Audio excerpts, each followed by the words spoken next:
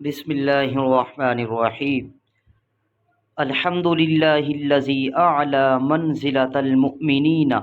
تمام تعریفیں اللہ ہی کے لیے ہیں، یا تمام تعریفیں اس اللہ کے لیے جس نے بلند کیا مومنین کے درجے کو۔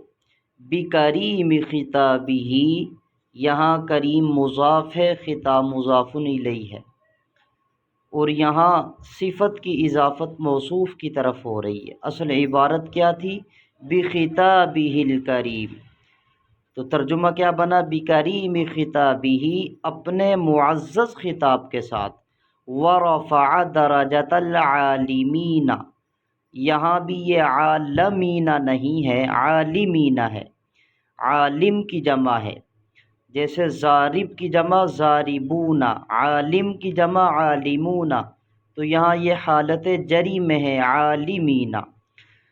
ورفع درجۃ العالمین، اور بلند کیا علماء کے درجے کو، بمعانی کتابہ، یہاں بھی مضاف محذوف ہے، اصل میں عبارت کیا تھی؟ ای بفہم معانی کتابہ، تو اب ترجمہ کیا بنے گا؟ ورفع درجۃ العالمین بمعانی کتابہ، اور بلند کیا علماء کے درجے کو اپنی کتاب کے معانی سمجھنے کے ساتھ۔ فہم لفظ معذوف ہے جس کا معنی سمجھنا کیا ہے۔ وخص المستنبطین منہم، اور خاص کیا مستنبطین کو، یعنی استنباط کرنے والوں کو، منہم ان میں سے، یہاں منہم کی جو ضمیر ہے یہ علماء کی طرف راجع ہے، یعنی ان علماء میں سے بھی خاص کیا مستنبطین کو، یعنی استنباط کرنے والوں کو۔ استنباط کس کو کہتے ہیں؟ استنباط کہتے ہیں جو قرآن و حدیث میں غور و فکر کر کے مسائل نکالتا ہے، اور اسے مجتہد بھی کہتے ہیں۔ تو اب ترجمہ دیکھیں، وَخَصَّ الْمُسْتَنبِطِينَ مِنْهُمْ، اور استنباط کرنے والوں کو خاص کیا ان میں سے، یعنی علماء میں سے بھی۔ بِمَزِيدِ الْإِصَابَةِ، یہاں بمزید یہ مصدر میمی ہے، اور آگے لفظ اصابہ، اس کا معنی ہے درستگی۔ بِمَزِيدِ الْإِصَابَةِ وَثَوَابِهِ، زائد درستگی کے ساتھ، وَثَوَابِهِ، اور اپنے زائد ثواب کے ساتھ۔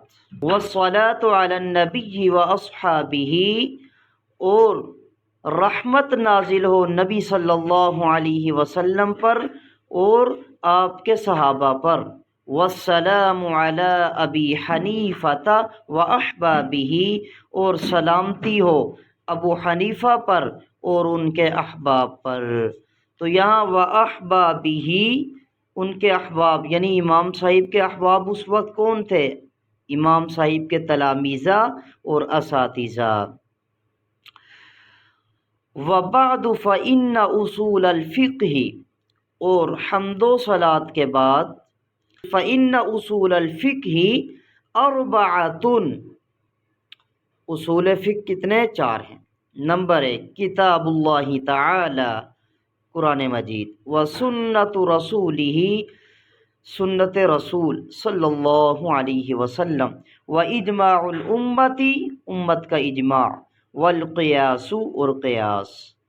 فلا بد من البحث، پس ضروری ہے بحث کرنا، فی کل واحد من هذه الاقسام، ان اقسام میں سے ہر ایک کے ساتھ یا ہر ایک کے اندر۔ مقصد کیا ہے؟ لیعلم، تاکہ جان لیا جائے، بذالک، اس سے، کس سے؟ یعنی بحث کرنے سے، طریق تخریج الاحکام، احکام کے نکالنے کا طریقہ۔ اچھا، تھوڑی سی تشریح دیکھ لیں۔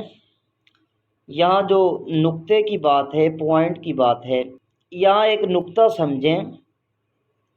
مصنف علیہ الرحمہ نے اپنے خطبے کے اندر 3 لفظ استعمال کیے ہیں۔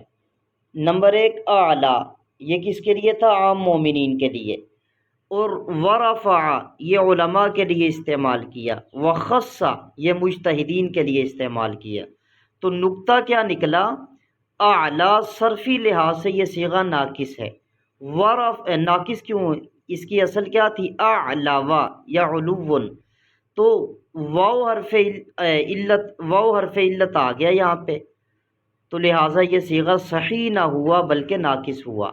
اور ورفع رفع یہ صیغہ صرفی لحاظ سے صحیح ہے، اور خصہ یہ صرفی لحاظ یعنی ہفت اقسام میں یہ مضاعف ہے۔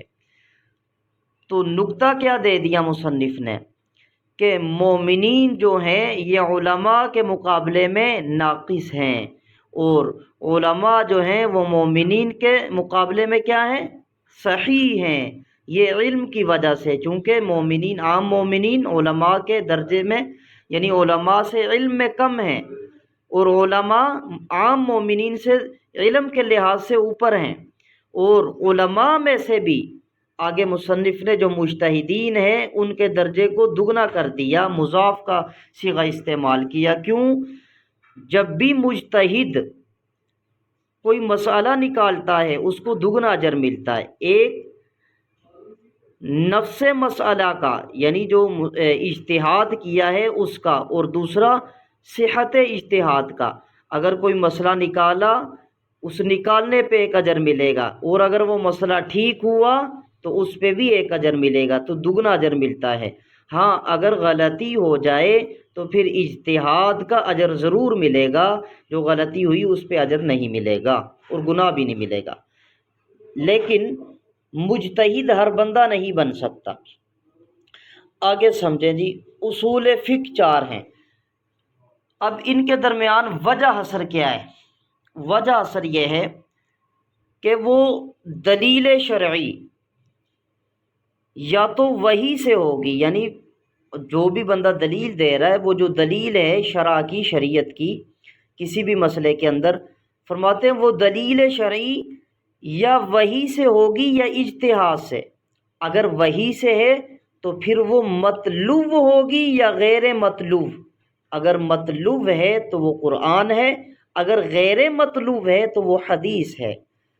اور اگر وہ دلیل شرعی اجتہاد سے ہے تو اب دیکھا جائے گا وہ اجتہاد تمام مجتہدین کا ہے یا بعض مجتہدین کا۔ اگر وہ اجتہاد ہوا تمام مجتہدین کا تو وہ اجماع ہے، اور اگر وہ اجماع ہے بعض مجتہدین کا تو قیاس ہے۔ دوبارہ سنیں، وہ دلیل شرعی یا تو وحی سے ہوگی یا اجتہاد سے۔ اگر وحی سے ہے تو پھر دو حال سے خالی نہیں، وہ مطلوب ہوگی یا غیر مطلوب۔ اگر مطلوب ہے تو قرآن مجید، اگر غیر مطلوب ہے تو حدیث۔ اور اگر وہ دلیل شرعی اجتہاد سے ہے یعنی وہ اجتہاد ہے تو پھر یہ دو حال سے خالی نہیں، وہ اجتہاد تمام مجتہدین کا ہوگا یا بعض مجتہدین کا۔ اگر وہ اجتہاد تمام مجتہدین کا ہے تو وہ اجماع ہے، اور اگر بعض مجتہدین کا ہے تو قیاس ہے۔ اچھا جی، یہاں ایک اور بات سمجھ لیں، یہاں مصنف علیہ الرحمہ نے فرمایا کہ تمام تعریفیں اس اللہ کے لیے جس نے مومنین کے مرتبے کو بلند کیا۔ اب دیکھیں کفار کے مقابلے میں اللہ تعالیٰ نے مومنین کے مرتبے کو بلند کیا ہے، کس کے ساتھ؟ اپنے معزز خطاب کے ساتھ۔ اور حاشیے میں بھی لکھا ہے وَأَنْتُمُ الْأَعْلَوْنَ، اللہ تعالیٰ نے فرمایا تم ہی بلند رہو گے۔ اور دیکھیں اسی طرح مومنین کو جب بھی اللہ تعالیٰ نے مخاطب کیا تو فرمایا یا ایھا الذین آمنو، اے میرے وہ بندو، اے وہ لوگو جو ایمان لائے، اے ایمان والو۔ اور اس کے مقابلے میں کفار سے جب اللہ تعالیٰ مخاطب ہوئے تو فرمایا قل یا ایھا الکافرون۔ تو یہاں پتہ چلا اللہ تعالیٰ نے مومنین کے ساتھ اپنا معزز خطاب فرمایا ہے، یعنی ان کو جب پکارا تو معزز خطاب کے ساتھ پکارا ہے۔ واللہ اعلم بالصواب۔ السلام علیکم ورحمۃ اللہ وبرکاتہ۔